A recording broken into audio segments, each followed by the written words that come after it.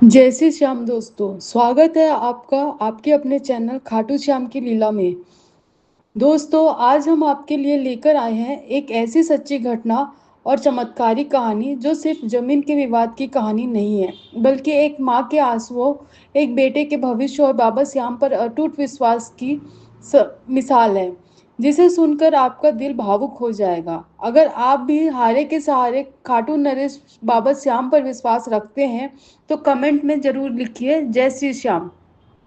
दोस्तों, यह कहानी राजस्थान के एक छोटे से गांव की है, जहां रहते थे मोहनलाल, एक साधारण किसान जिसकी पहचान उसकी ईमानदारी, सेहत, मेहनत और बाबा श्याम के प्रति गहरी श्रद्धा थी।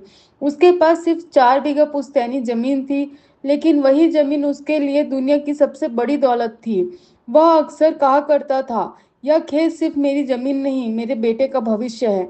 मोहनलाल हर साल फागुन में खाटू से धाम जाता था, चाहे पैसे हो या ना हो, चाहे पैदल जाना पड़े या किसी ट्रक से लिफ्ट लेकर, लेकिन वह बाबा के दर्शन जरूर करता था। उसके घर में बाबा की बड़ी तस्वीर लगी हुई थी और सुबह शाम दीपक जलाना उसका नियम था।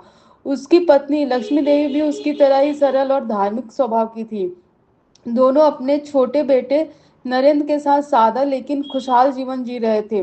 लेकिन कहते हैं ना, जिंदगी कब करवट ले बदल ले कोई नहीं जानता।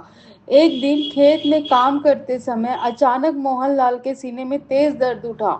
आपस के लोग उसे अस्पताल लेकर भागे, लेकिन डॉक्टर ने बताया कि रास्ते में ही उसका निधन हो चुका था। यह खबर सुनकर लक्ष्मी देवी की दुनिया उजड़ गई। जिस इंसान के साथ उसने पूरी जिंदगी बिताई थी, वह अचानक उसे छोड़कर चला गया था। लेकिन असली परीक्षा अभी बाकी थी। मोहनलाल के जाने के कुछ ही महीनों बाद गांव के एक प्रभावशाली जमींदार विनोद सिंह की नजर उस जमीन पर पड़ गई। उसे पता था कि जमीन के सभी दस्तावेज मोहनलाल के नाम पर थे और लक्ष्मी देवी को कानूनी प्रक्रियाओं की ज्यादा जानकारी नहीं थी। उसने फर्जी दस्तावेज तैयार करवाए, कुछ लोगों को गवाह बनाया और सरकारी रिकॉर्ड में हेर फेर करके अपनी जमीन अपने नाम करवा ली। जब लक्ष्मी देवी को इस बात का पता चला, तो उसके पैरों तले जमीन खिसक गई। वह तहसील से लेकर पंचायत तक भटकती रही, लेकिन कोई उसकी मदद नहीं कर पाया। आखिरकार उसने अपने गहने बेचकर एक वकील किया और कोर्ट में केस दर्ज कराया।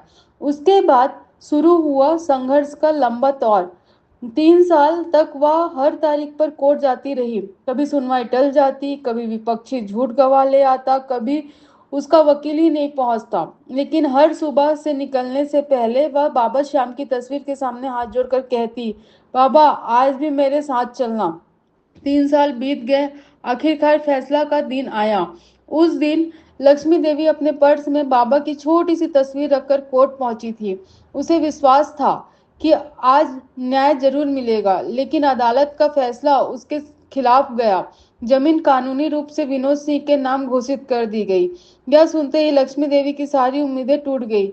वह कोर्ट की दीवार से लग कर बैठ गई। आंसू भी जैसे उसका साथ छोड़ चुके थे। शाम को घर लौटकर उसने बाबा की मूर्ति के सामने एक दीपक जलाया और रोते हुए बोली, बाबा मैं इंसान की अदालत में तो हार गई, अब मेरा वकील सिर्फ आप हो। उस रात से कहानी ने ऐसा मोड़ लिया जिसे सुनकर पूरा गांव हैरान रह गया। उधर जमीन मिलने के बाद भी विनोद सिंह को चैन नहीं मिला।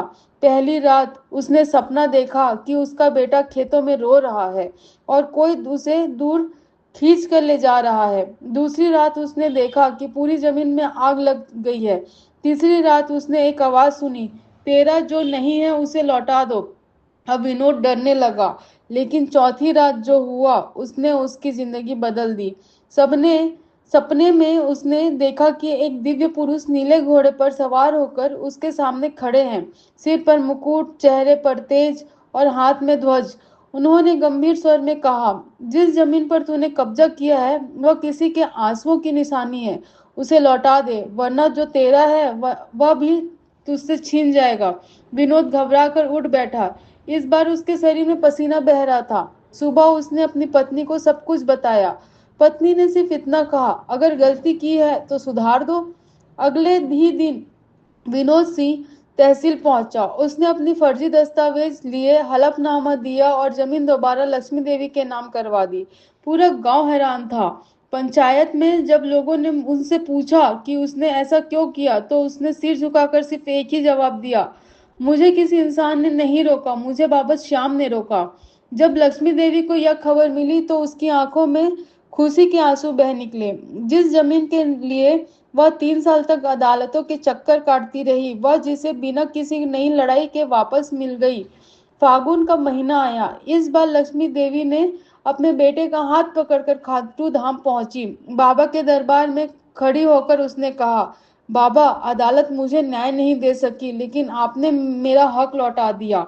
आज भी वह हर सुबह बाबा की पूजा करती है, लेकिन अब उसकी आंखों में दर्द नहीं बल्कि विश्वास की चमक दिखाई देती है।